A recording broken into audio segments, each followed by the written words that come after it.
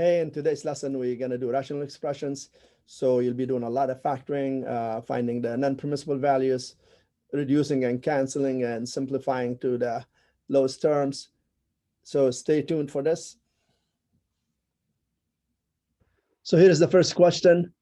So some students, they get into the habit, they see an x squared there, an x squared. What they do, they go and cancel them. That's a no, never do that. That doesn't work. You want me to show you why. 5 minus 3 over 5 minus 4. You don't just go, I'm going to cancel the 5s there, and you need to see why, because 5 minus 3 is -2, and 5 minus 4 is 1. That will give you -2. And if you do this, you'll end up with getting -3 over -4 or something else, which is wrong. So just know you cannot do that. So let's just this. Now here, what we do when we have something like this, to identify the non-permissible values, you definitely have to factor the bottom.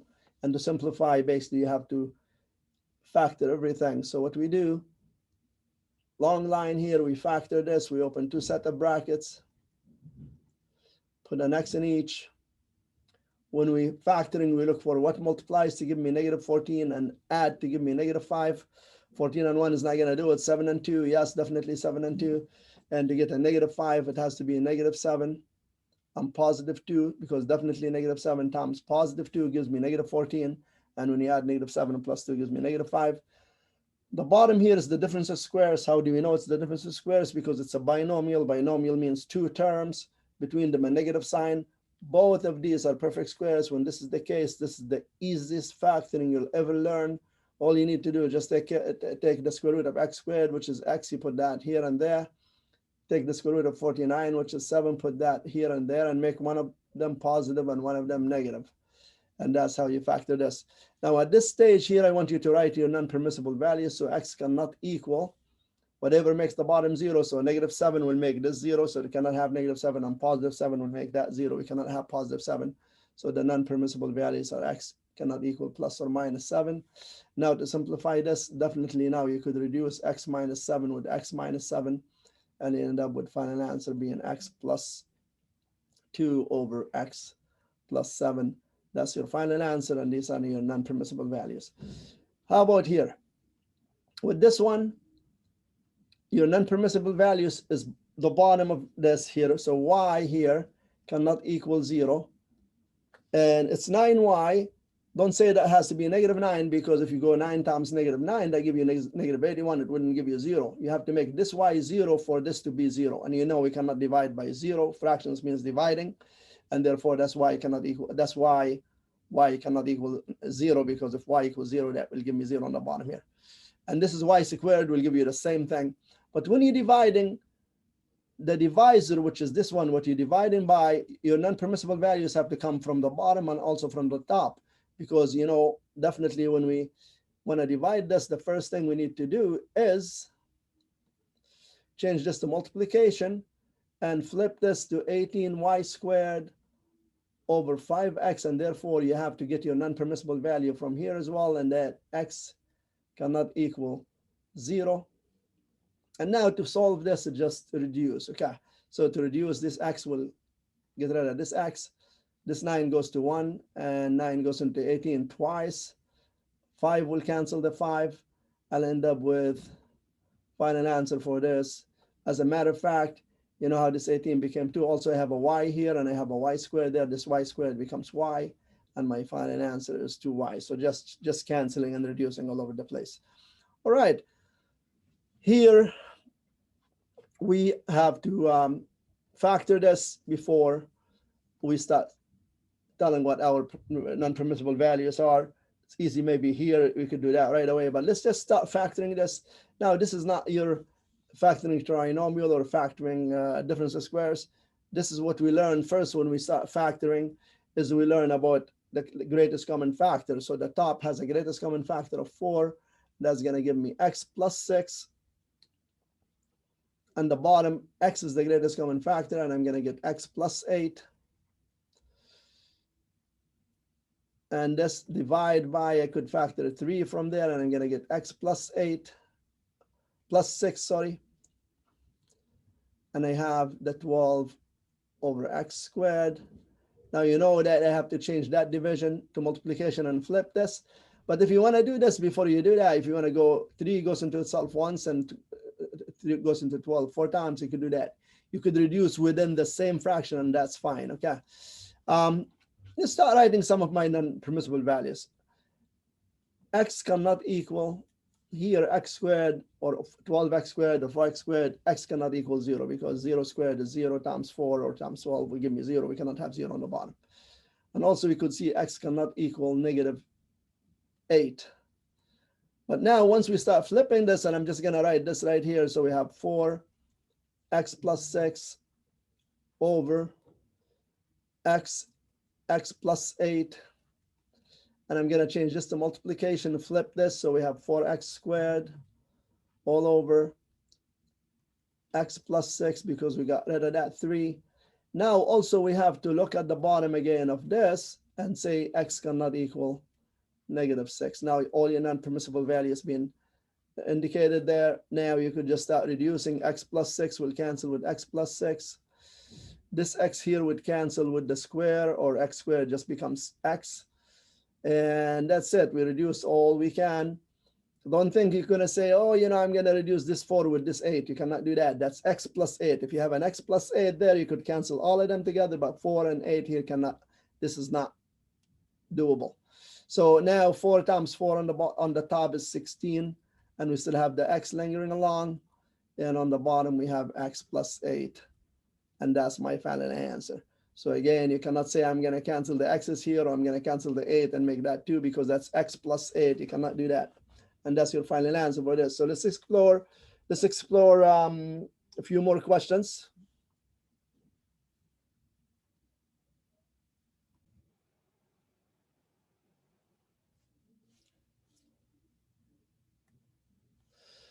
So here's the next set of questions, here's the next set of questions. So definitely start factoring this. So what multiplies to give me -12, and there's a 1 here. So what and adds to give me -1. So it's going to be x minus 4, x plus 3.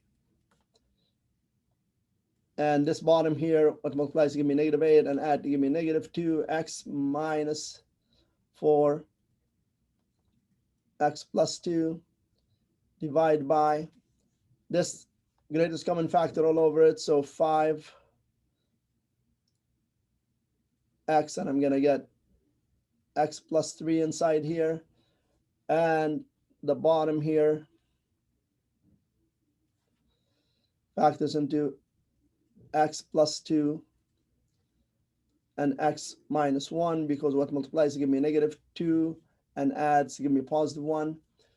Now, always if you could reduce within, go ahead and do so. So this here, x minus 4 and x minus 4 would go. And I'll have x plus 3. Simplify and go always. Like when you could simplify, make your question a little bit smaller. We change the division to multiplication, and we flip this.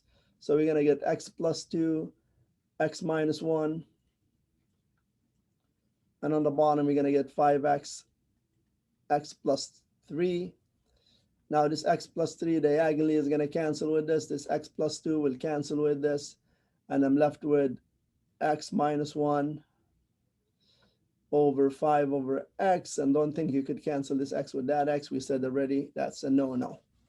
Okay. How about here? We're going to factor. So always when you simplify in rational expressions, always when you can factor. So here y squared minus 4y minus 1 is 7. That's a y minus 7, y plus 3. And on the bottom is the greatest common factor, which is 3y, and you get y plus 2 times this here, greatest common factor, which is y, and we're going to get y plus 8. And here we're going to get y plus 8 and y plus 3. What multiplies to give me 24 and add to give me 11. You could double check that, but that's for sure y plus 8, y plus 3. Now let's cancel the y plus 8 with the y plus 8 here. Let's cancel with this y with this y. Let's cancel this x plus 3 with this x plus 3. Can we reduce any further? No, we can't. So we have y minus 7 on top, and we have 3 here and the y plus 2 on the bottom. And that's your final answer for that one. So we're going to explore a few more questions.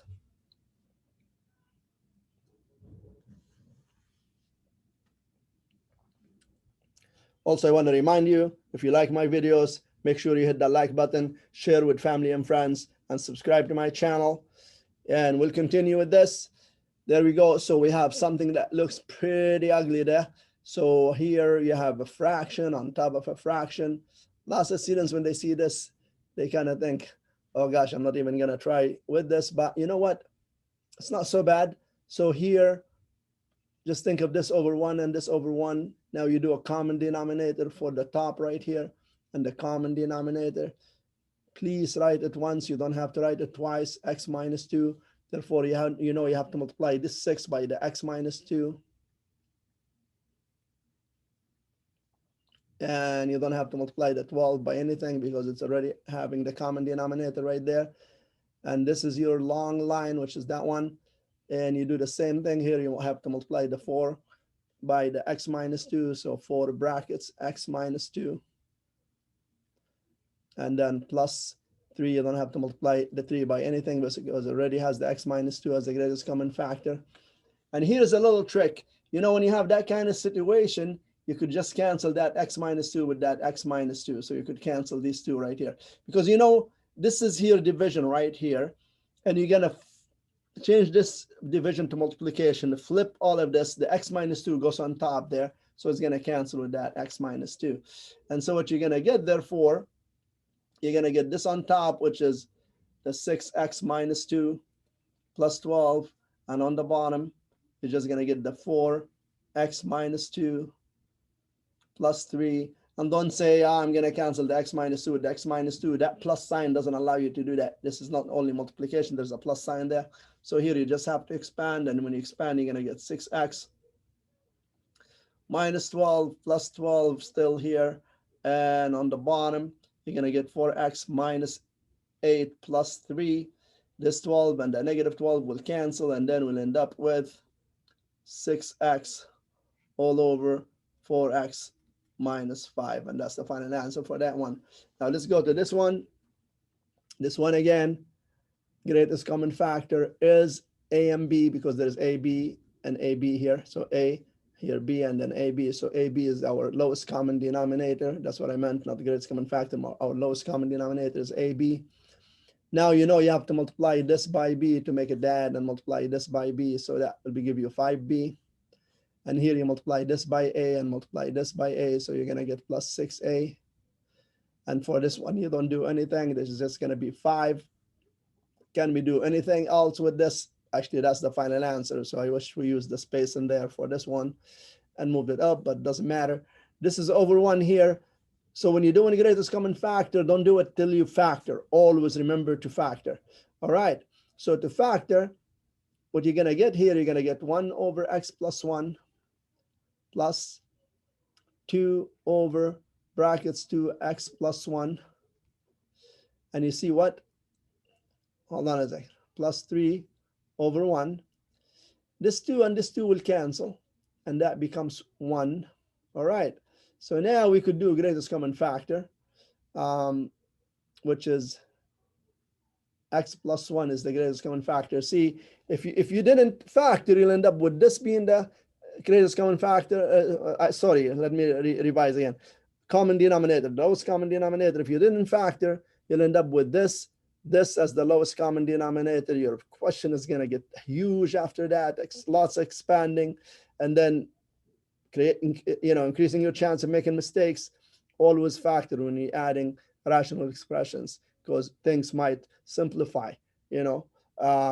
So here we have this. So the lowest common denominator is x plus 1. So I don't have to multiply the 1 here by anything.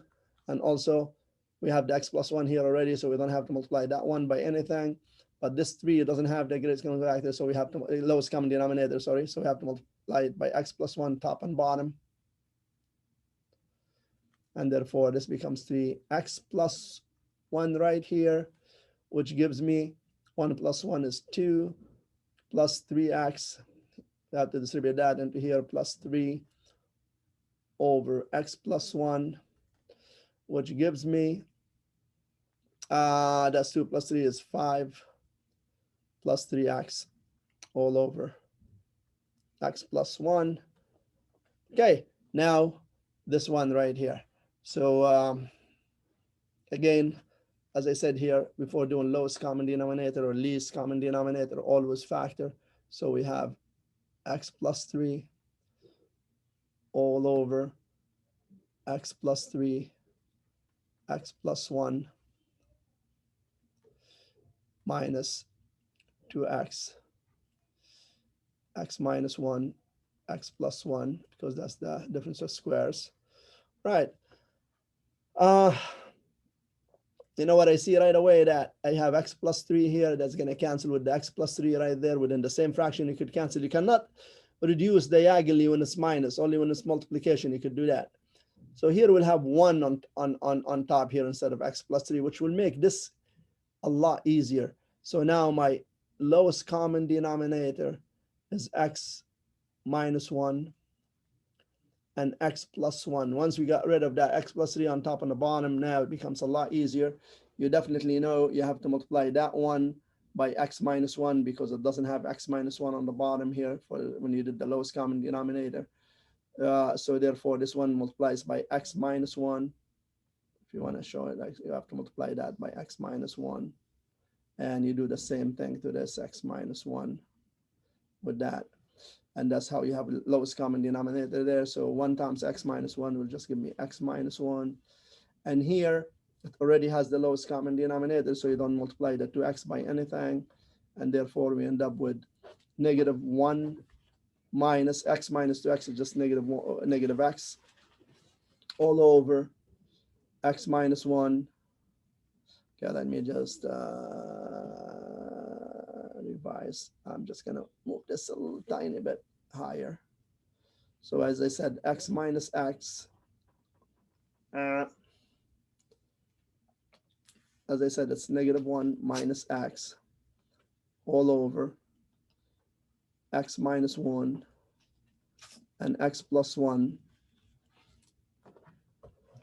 I'm going to take out the greatest common factor from the top here, which is negative 1, and that will make it 1 plus x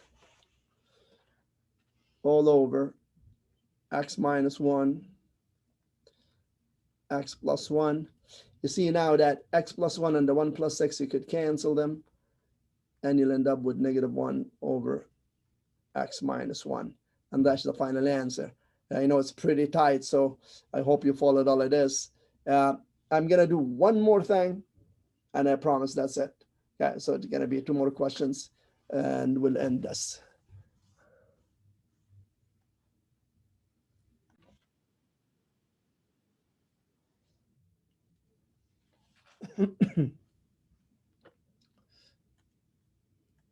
Here again, I promise this is it. 2 more questions. So watch this. Here, they say solve the following equations. Identify any extraneous roots. Extraneous roots, you know, we talked about our non-permissible values. So these are the extraneous roots. So here, before you start solving this, you have to say x cannot equal 0 because we cannot have 0 on the bottom. But also, when you solving this here, the easiest way to do this, when you have fractions and there's an equal sign right there, multiply everything by the lowest common denominator. The lowest common denominator is going to be 6x squared, so that's what you have to multiply this by. So let me adjust that non-permissible value a little bit further away. So x cannot equal 0, so we're multiplying all of this by 6x squared. So 6x squared times 1 over 6x squared here is 1 plus 6x squared times 1 over 6x is going to give me x equals 6x squared times 1 over x squared is just going to give me 6. if you don't follow this, when you multiply a whole number with this variable here into a fraction, reduce this with this. So 6x squared will cancel the 6x squared and you get 1. Here, the 6's would cancel and the x here will cancel and you're left with x here, and that's what you multiply to the top. And here, the x squares will cancel and you get left with 6. 6 times 1 is 6. We multiply by the lowest common denominator to get rid of fractions. Now you see we don't have any fractions. As a matter of fact, this became quite easy. X equals 5 because 6 minus 1 just 5. And that's done. This is allowed because see here, x cannot equal 0 and therefore it equals 5. That's fine. And if you want to test it, you could just go ahead and go 1 over 6 times 5 squared plus 1 over 6 times 5 equals 1 over 5 squared. So this will give me 25 times 6, which is 150. So this is 1 over 150 plus 1 over 30 should give me 1 over 25. Now let's do a common denominator on this side right here. 150 is the lowest common denominator, so that will be 1, and 150 divided by 30 is 5 times 1 is 5, and you end up with 6 over 150, which reduces to 1 over 25. And then the left side equal the right side, so check. All right. How about here? So again, just always with rational expressions, just factor where you can. So here we have x over x minus 2 plus 1 over x plus 6 equals 2 over x minus 2 x plus 6, and that's what this factors into. So now we could tell them what our non-permissible values are. X cannot equal 2 and x cannot equal -6. That one makes the bottom 0. And at this stage here, you want to multiply everything by the lowest common denominator, and the lowest common denominator here is x minus 2 and x plus 6. So that's what you're multiplying all of this equation by. Now, when you multiply this into here, you're left with x plus 6 because the x minus 2's will cancel and you're left with x plus 6. That's what you have to multiply to the top. When you multiply this into here, the x's plus 6 cancel and you have to multiply the top one by the x minus 2. And when you multiply it here, the x minus 2 and the x plus 6 will cancel this and you're left with 2. See, when you multiply by the lowest common denominator, the whole thing, you don't have any more fractions. Now this will have to expand this, so we get x squared plus 6x plus x minus 2. And you know what? I'm going to move this 2 to the other side, so that becomes minus 2 equals 0. We want to equate to 0, so we could solve this.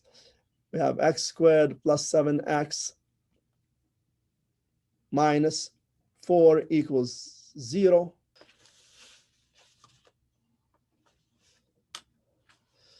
And as you see, this here definitely is not factorable. What multiplies to give me -4 and add to give me 7, not factorable. So I'm going to resort to the quadratic equation. The quadratic equation is x equals -b plus or minus square root of b squared minus 4ac all over 2a. And therefore now to solve for x, you're going to get x equals -b. b is 7 here, so we're going to get -7 plus or minus square root of 7 squared minus 4 times a, which is 1, times c, which is -4. For any of you who maybe don't know where a and b and c are here, a is 1, a is the coefficient of the x squared, b is the coefficient of x, which is 7, and c is the constant, which is -4, just in case you forgot. So now all over 2a and a is 1, which gives me -7. I'm just going to do all of this all together. So going to use a calculator. Can't find my calculator, so I'm going to do this by hand. So this is 49 plus 16, because that negative and negative becomes plus. So that's 5, and that's 4, that's 65. So -7 plus or minus square root of 65 all over 2. And we could just leave it like this in exact values, or find out what square root of 65 is and do -7 plus square root of 65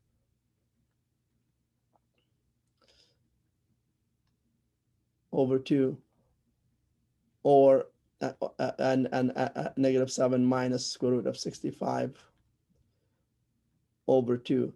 But if you want to put all of this in your calculator all at once, what you do, you go -7 plus square root of 65, and you go equal before you divide by 2. So you just enter that before you divide by 2, because if you don't, what happens, your calculator will divide only the 65 by 2, not all of that, or the square root of 65. So you go -7 plus square root of 65, enter, or equals whatever you get divided by 2.